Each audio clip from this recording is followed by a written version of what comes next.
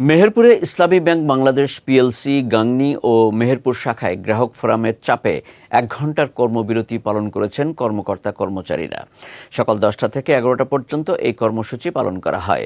Bank সূত্রে জানা যায়, কর্মসূচির সময় কর্মকর্তা কর্মচারীরা স্বাভাবিক ব্যাংকিং কার্যক্রম থেকে বিরত থাকেন। এ কারণে নির্ধারিত সময়ে গ্রাহক সেবায় সাময়িক বিঘ্ন ঘটে।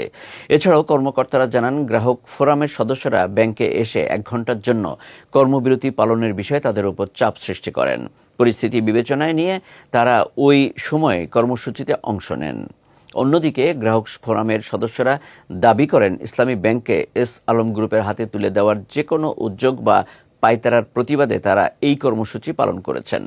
ব্যাংকের স্বতন্ত্রতা ও গ্রাহকদের স্বার্থ রক্ষার দাবিতে তাদের এই অবস্থান বলেও জানিয়েছেন তারা।